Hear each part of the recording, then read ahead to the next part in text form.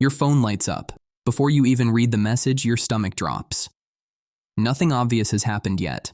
No one is touching you. No teeth, no claws, no sound in the dark. But your body has already voted. Something is wrong. That feeling was not built for inboxes. It was built for the mouth of a cave, a shape just outside the firelight. And 1 second where waiting for proof could get you killed. The alarm did not change. The world did. Start with the part everyone gets wrong. You think the feeling is in your head. A mood, a worry, something you could talk yourself out of if you were stronger. But that drop in your stomach is not a figure of speech. Your gut is lined with its own dense network of nerve cells, hundreds of millions of them, constantly communicating with your brain. When your brain flags a threat, it does not just think about it. It sends a signal down, and your gut answers. The tightening, the nausea, the weight that arrives before the thought does. That is why we say we feel it there, because you literally do. The feeling reaches your body before it reaches your words, and there is a reason it is built to be that fast. And the strange part is, sometimes it is right. A person smiles, but something in the smile feels wrong. A room goes quiet half a second too early. Someone says, "Fine," and your body does not believe them. We call that a gut feeling, and we treat it like a guess. It is not. It is a decision your brain started making before it gave you language for it. Underneath everything you notice, a faster system is always running. It scans for threat cues, some learned, some older than memory. And when enough of them line up, it does not send you the evidence. It sends you a verdict. You do not get the reasoning. You only get the answer. And that is exactly what it was designed to do. Because in the world this alarm came from, thinking was sometimes the slow option.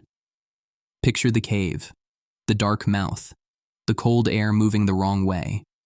Something your eyes have not found yet, but your body already has. The slow response was, "Let me get a better look." The fast response was, "Not tonight." Predators punish hesitation. The ones who stopped to gather proof sometimes gathered it too late. So your brain learned to skip the proof and skip straight to the feeling, a head start measured in the seconds that decided whether you lived. But the deadliest threat in the ancient world was not always an animal. It was being cast out. Alone, a single human is fragile. No pack, no walls, no claws of our own. Survival ran through the group. The people who shared their food, watched your back, slept beside the same fire. To be pushed out of that circle was not embarrassing. It was a death sentence with a delay. So your gut learned to guard your place in the group as fiercely as it guarded your body. A cold look, a conversation that stops when you walk in, a friend who answers a little too slowly. Your body treats those like the edge of the dark, because once, they were just as dangerous. There is one more job it took on, a quieter one.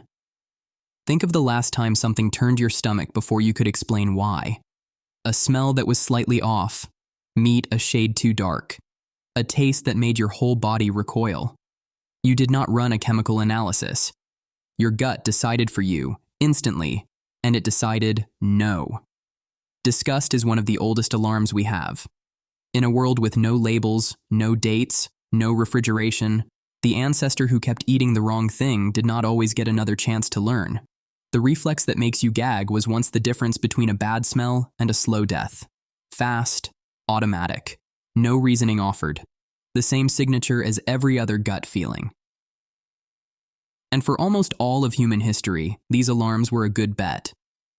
The ancient world was dangerous, but its dangers repeated.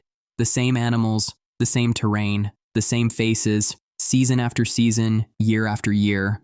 A system that learns from repetition works beautifully when the dangers repeat. Your gut was trained on a world where the same cues kept meaning the same things. The threat that almost killed you last year looked exactly like the one in front of you now. So when your body said run, it was usually reading something real.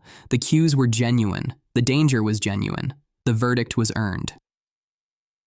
And then, in a flash of time too short for your biology to notice, that world disappeared. The cave became a building. The predator became a deadline. The tribe became a number on a screen. Piece by piece, the environment around you changed faster than the alarm inside you could.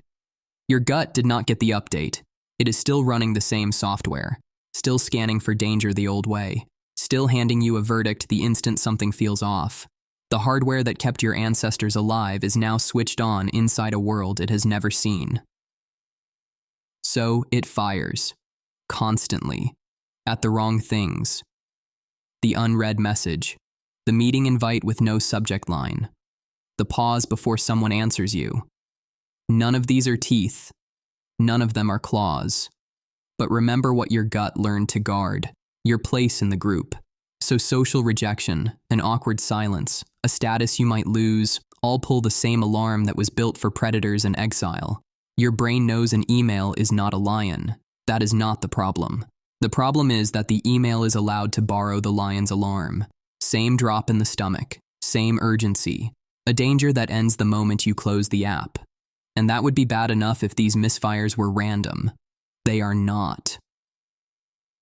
And here is where it stops being an accident.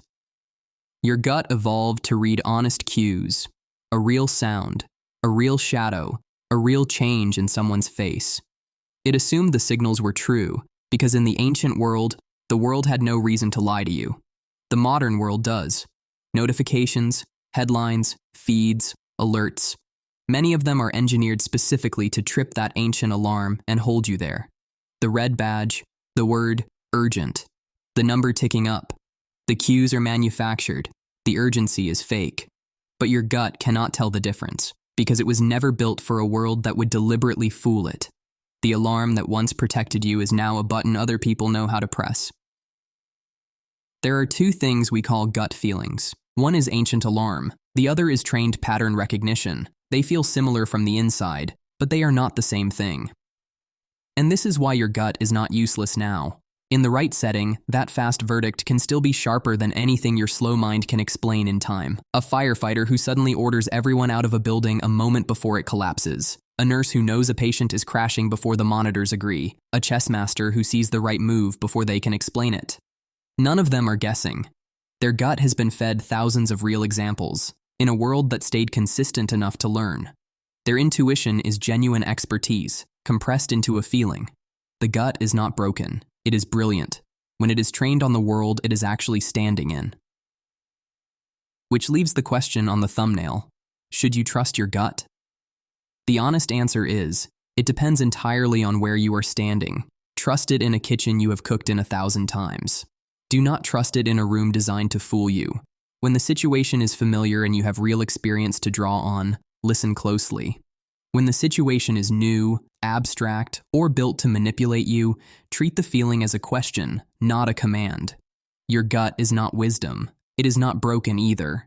It is a specialist, sharp in the world it was trained for, unreliable in the one built to manipulate it.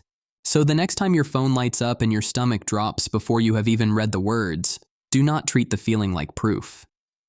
Treat it like an alarm, old, fast, and loud, going off in a body that is still standing at the mouth of a cave, still watching the dark for something that is no longer there. The feeling was never the mistake. The mistake is assuming it still knows what world it is standing in.